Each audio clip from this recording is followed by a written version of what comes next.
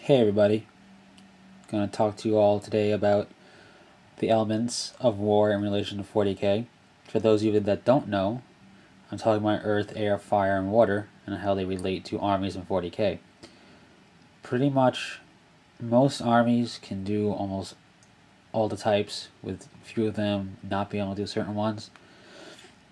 I'm going to talk to you today about what these types are and examples of each type, as well as expanding upon that. As a note, the Fortress Monastery already has a post on it about this, so I'm not going to go into too much detail about what each one really is. I will touch upon it, so it's going to be a little bit of rehashing what has already been written, plus me rambling onwards. So here we go. The four elements are earth, air, fire, and water. So we'll start with earth. An example I have here of earth is my pre-heresy Thousand Suns. We're using the Space Marine Codex, but I'm going to play them earthy, pretty much defensive, shooting a lot, trying to make them hard to kill. And that's pretty much what earth is. Earth armies usually are tough to kill, or they're very defensive. So Imperial Guard gun lines and Tau gun lines armies are very earth armies. They can move, but that's a turn of shooting wasted practically unless they're assault weapons or vehicles. So pretty much they're going to be more static. They can't move and redeploy, but it's more about doing as much shooting as possible. Earth armies tend to kind of have a disadvantage in assault. Now, other Earth armies that are just hard to kill are Plague Marines and Thousand Suns, because Thousand Suns in the Chaos Codex have invulnerability saves everywhere, and Plague Marines are just tougher to kill, with female pain and a higher toughness. While they are essentially Marines with the Marine stat line for the most part, they are weaker in the assault just because they're going to lack the numbers required for a typical army of that nature to do well against assault heavy armies.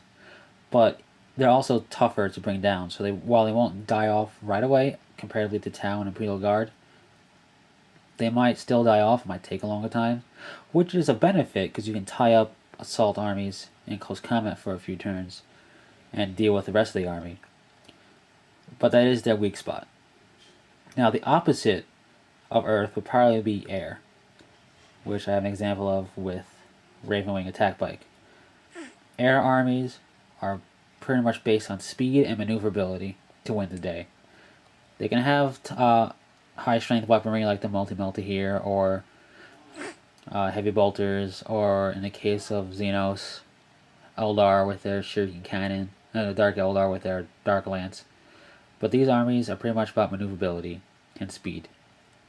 As I said, the examples of these guys are Eldar jet bikes, Dark Eldar armies, pretty much all of them, Ravenwing, and Space Marine bike armies like White Scars. And their disadvantage, if you will, is the fact that they lack heavy punch.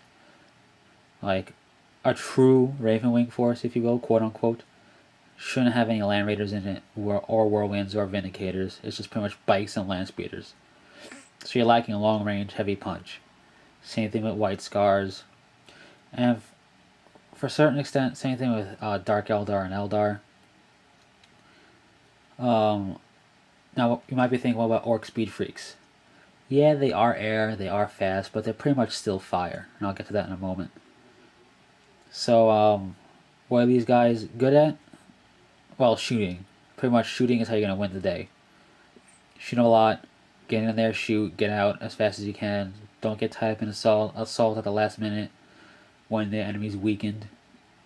Unless, of course, you're playing like Tau, for example, where you can just pretty much assault them as soon as you can because shooting is their strong point. That's all based on what you're fighting, the tactics you employ, but pretty much their strength is speed and maneuverability. I guess the opposite of that would be fire. Now, it's not necessarily an opposite, but instead of raw speed, which it could have, its big strength is raw aggression. Pretty much the king of close combat are fire armies. An example here is a Meganob from my orcs. Like I said before, fire armies are raw aggression. So get in there, chop them up. Shooting phases usually spent running, firing off assault weapons or bolt pistols. Other good armies aside from orcs are Khorne Berserkers, Blood Angels, Black Templars, Space Wolves are pretty good at this. Tyranids are very good. Stuff like that. Dark Eldar can kind of fit into fire if you feel like witch armies are just planned to be assault heavy, but they're more air in my opinion. The weakness of this army, lack of shooting. Their main shooting power is going to be 6 to 12 inches away, which isn't very, very long. Now there may be a few exceptions, like if you're using land raider transports for your Khorne Berserkers or your Black Templars, where they have longer ranges. But for the most part, it's 6 to 12, with 24 being like the longest if you have storm bolters, for example, or some type of assault weaponry. Also, in the case of orcs, shooting is not your strong point. You're just not good at it. You have numbers to offset that, but you're just not good at it. So you're going to want to get in there and chop them up. And this army has some pretty epic battles against itself, like fire versus fire, or against earth, fire versus earth. Because then you see two real opposites going head to head against each other, or two assault armies just causing a bloodbath in the middle of the field. So yeah, and I guess the opposite of fire would be water. Now, what's the deal with water armies? Well, they're a little bit more hard to define than other armies, and I have an example here of a Deathwing Terminator.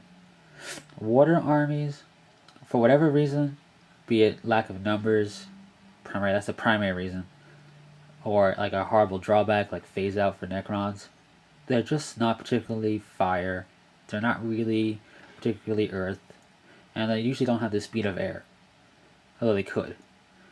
So what is water? Well, water is a reactive army list. It's also proactive. You have to preempt things, good positioning, good deployment, good movement, but they react to the battlefield and how it changes. And they also react from battlefield to battlefield, meaning that one tactic you employ on a deserty type of terrain would not be the same tactic you employ on city ruins, where for fire, for example, it might be. So, what are good examples of water armies? Well, Deathwing is a very good example. Grey Knights, pure Granite forces, a very good example. Necrons can be a very good example, although they're also earth, but I think they're more water for survivability issues. Armies of that nature. Pretty much their strength is shooting. Now, not as much as earth, where that's their real strength, but here is shooting. You want to shoot with these guys. Like Deathwing, if you're running their fire, you're probably gonna lose. You have a 2+, 5+, yes, standard, but you lack the numbers. You have 5-man squads, probably 20 men with some armor support, or like 30 max without it. You need to be. These guys really are like the smart army, quote unquote. Not being that the other ones are dumb, but that you really gotta think with these guys. You have to think with air a lot too, but with water, it's pretty much whatever your army you're facing, you have to develop tactics in relation to that army. Where with fire, with Blood Angels, for example, you're pretty much going to get in there and hit it. How you do that is up to you, but that's just tactic. With water, you might hit it one game and shoot it the next. Alright, so that's pretty much the 4 elements. Excuse me. I just wanted to touch upon that because I'll probably be using the terms earth, air, fire, and water in other videos, and I don't want you to be confused on what I'm talking about. Like I said, the Fortress Monastery has a post about this. I'll go into Tactica stuff for this at a later date, but I just wanted you to get the definition of what I mean by these elements. I hope you enjoyed. This ran a bit long. Sorry if I bored you all. Until next time, take it easy.